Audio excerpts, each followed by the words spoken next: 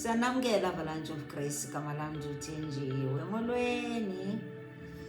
Namhlanje siseza uqholo wokuthobeka.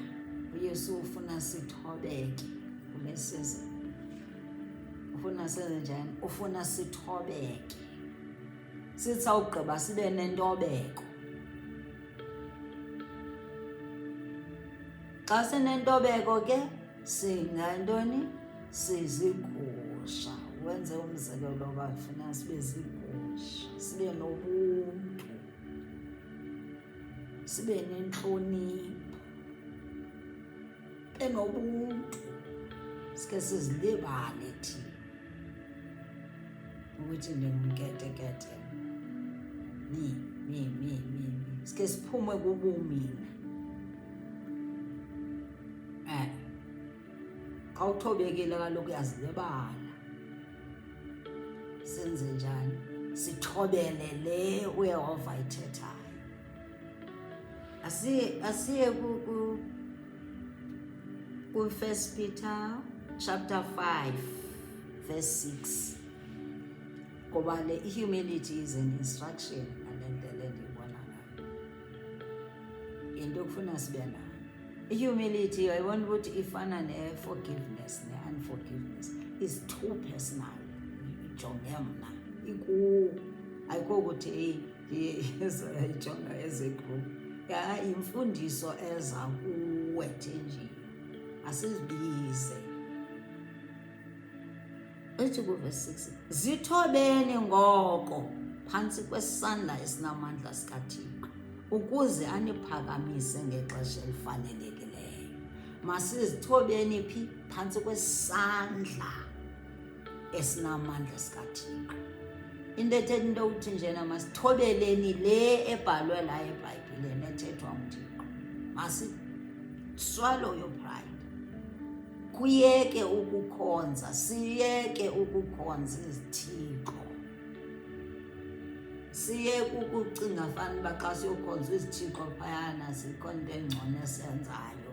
We are proud uma usuka kuYesu Kristu ngenxa yoba ungazifumana ngento ubuzifuna uthi wena uzobuyela ukuhamba uyaqhubeka ubuyele eYibhita.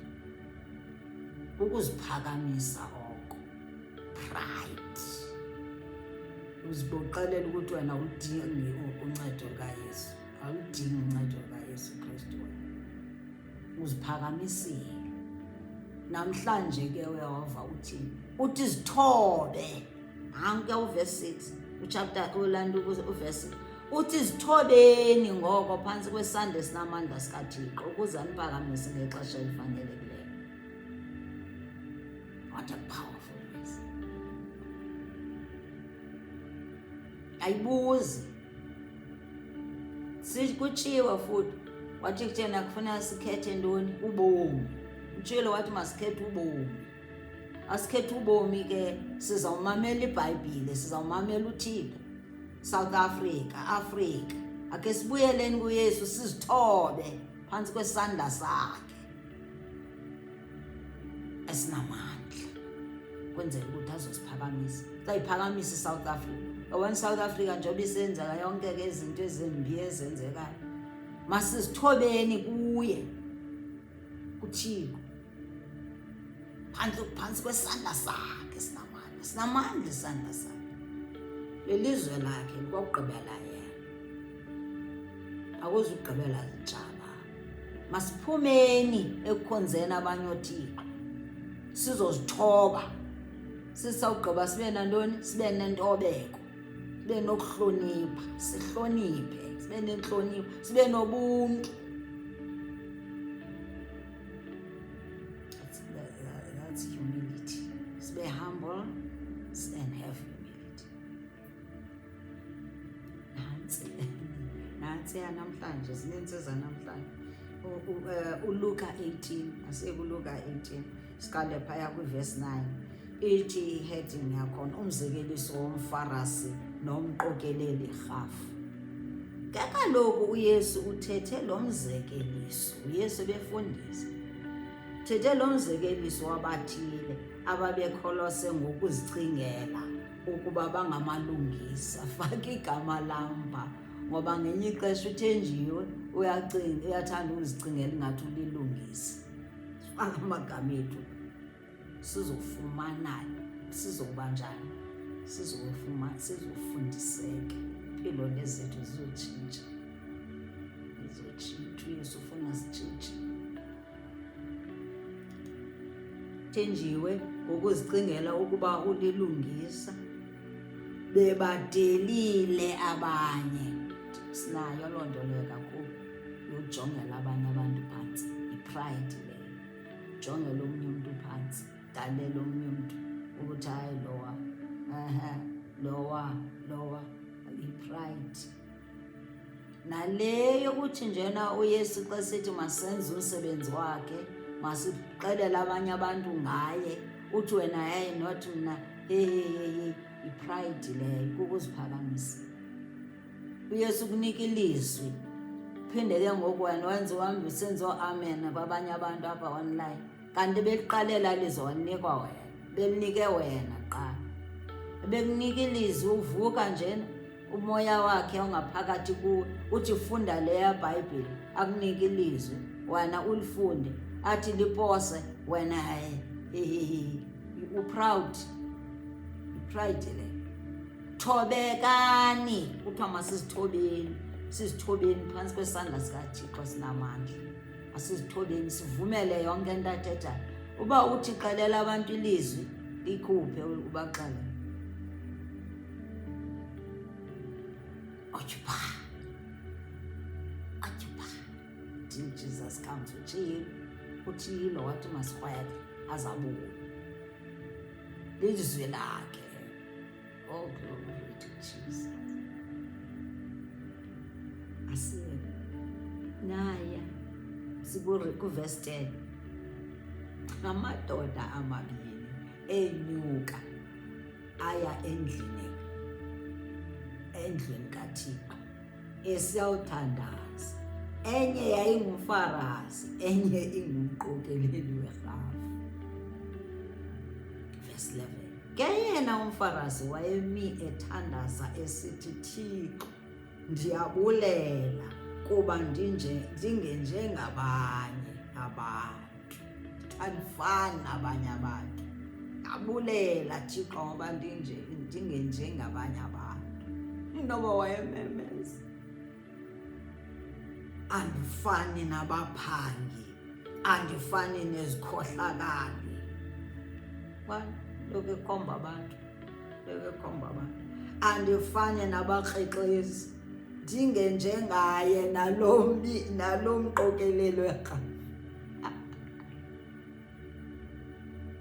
Wabona uba bahamba bobabili, noba wayememeza futhi ezixelela ukuthi heyi mna andifani nabo bonke aba bantu ababizi, andifani naye nalo endihamba naye. Pride, ukuziphakamisa. Wayeziphakamisile. Siyaziphakamisa xa sisoloko sijongela abanye abantu ukuthi hayi andifani nalo,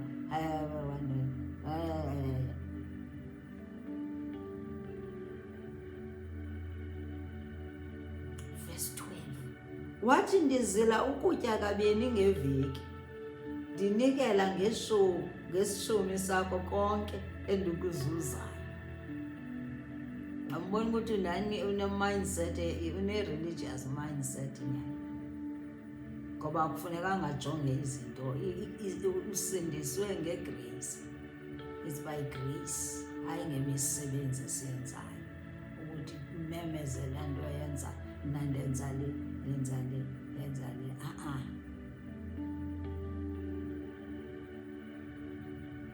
Makuphume phaa entliziyweni yakhe.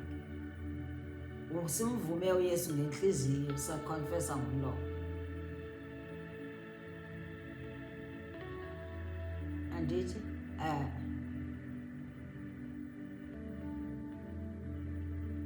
Ngoku seyintoni ke ngoku eyenza ukuthi sizipapashe izinto esizenzayo?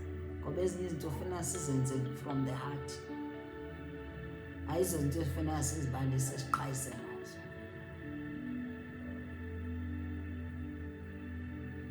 isandla sasekunene masingayazi into eyenziwa sisandla sasekhona.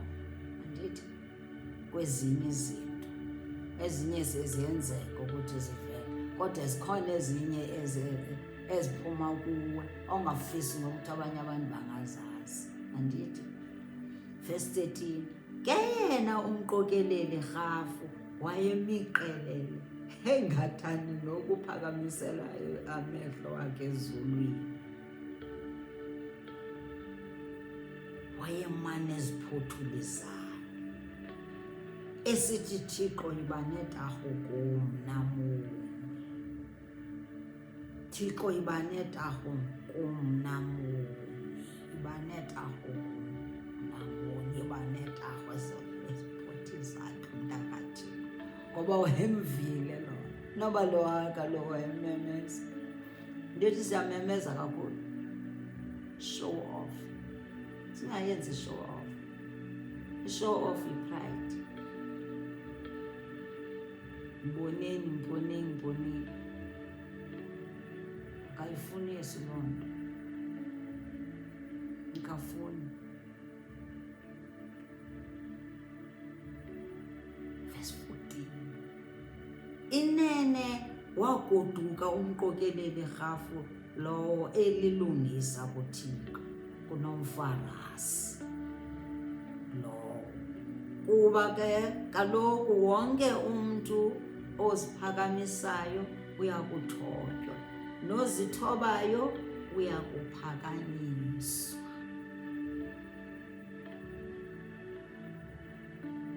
Ele ifuna thini? Mthithini ithi oziphakamisileyo uyawuthotywa, ozithobayo uyokuphakanyiswa. Ezinye izinto mhlawumbi sizithatha nje kancane. Ndingomnye wabo akuthi bengayazi ukuthi i-humility inkulu kangaka. Nkulu i-humility, and i-humility inkulu nje, ukuzithoba kukhulu. Mandithethe ngelwimi, andithethe ngesiNtu. Inkulu ngoba ngantoni? Sisixhobo somtyholi. Uvuya kanjani xa se-high-minded, riding high horses? Uvuya kanjani? Ateke uThixo wakhe lo, ukude noThixo wakhe lo, and uThixo wakhe uzawumxhoba. Asifundisekeni ke, uYesu ayindimi, ndingomnye wabo nabo. Asifundisekeni bantwana basekhaya, asifundisekeni. Inintsi into kufuna siyifundile. Sisawugqiba sibe nomthandazo, nibe neprayer, sifane nombutho werhafu, masifane nomprayer yombutho werhafu kule season. God bless you. We love you. Jesus loves you.